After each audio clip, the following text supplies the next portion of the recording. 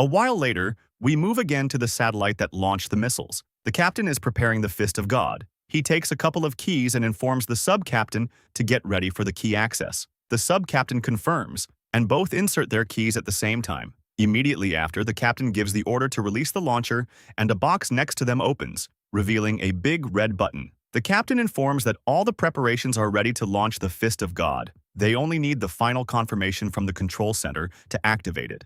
In the middle of the wait, the sub-captain asks if the Fist of God has ever been deployed. The captain replies that it is the first time, so he is also curious to know exactly how powerful the weapon is, but he is certain that it is the most destructive weapon in human history.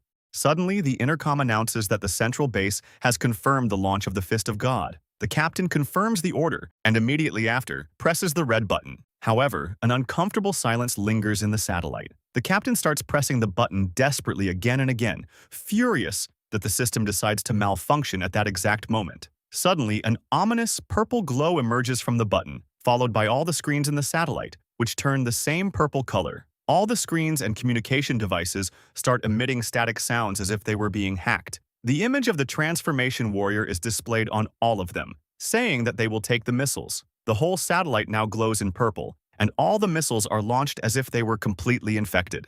Back on Earth, the US president just finished his announcement about the nuclear attack on the warriors. But one of his bodyguards receives critical information, and immediately after they escort the president away from the conference room. But when the US president takes a look at the sky from one of the windows, he spots multiple nuclear missiles heading toward the city. The US president is completely speechless, seeing how futile their attempts to fight back are. But those thoughts don't last long, since the entire city gets obliterated. On that day, the 16 missiles of the Fist of God destroyed multiple cities around the globe. The whole world stopped that day. Meanwhile, in another city in the US, Buck Hines, the Secretary of Transportation, was watching the news in horror. Two agents take him out of his residence. Buck is completely terrified, asking why nobody is telling him anything about the current events. He asks if the president is okay, but the agents tell him that the president, vice president, and all the members of Congress were killed after the missiles landed. All of their satellites were hacked, including the Fist of God, so they couldn't respond in time to the enemy's attack. One of the agents tells Buck that he's the last member of the cabinet, and so, the de facto leader of the United States. The agents take the Secretary of Transportation to a hall, where members of the U.S. Army are ready to administer the oath of office.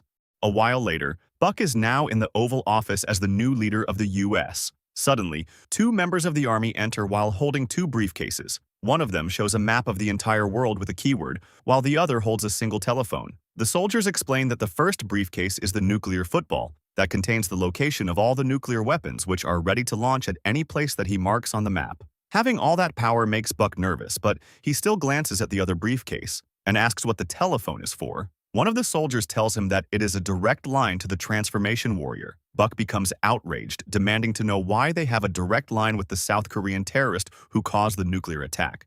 The soldiers begin explaining that he was a hero who appeared 100 years ago in Europe and was responsible for bringing both world wars to a close. What the president has is a direct line with the warrior who helped turn the U.S. into the most powerful country, someone known as the United States' transformation warrior.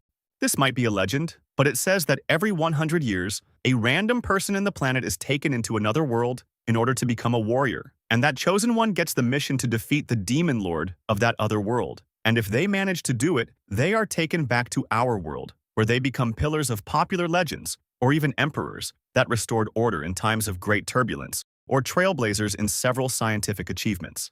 All that narration came from the mouth of the resurrection warrior. While the other warriors were listening to him attentively, the vampire warrior asks if it is possible that more warriors exist around the world, and not just in South Korea. The faith warrior thinks that it makes sense, since many of the legends around the world are very similar. The Iron Arm warrior doesn't worry a bit about the news, since no matter how strong they are, they will eventually die of old age. Hana doesn't agree with the comment, since there are warriors that won't die in 100 years, such as herself, and even the transformation warrior, whose body is no longer human. And that's exactly the point that Seongjun wanted to point out. He thinks that there must be many non-human warriors that are still alive. We move to Silicon Valley in the US, where the president is surprised by what his eyes are seeing. Important names in the field of science, such as Einstein and Tesla, are inside glass pods. The president asks an unknown figure if that was all of them. A giant robot confirms, saying that all the people inside the glass pods were just its clones. It mentions that they must be there because they want a way to get rid of the warriors responsible for the nuclear attack.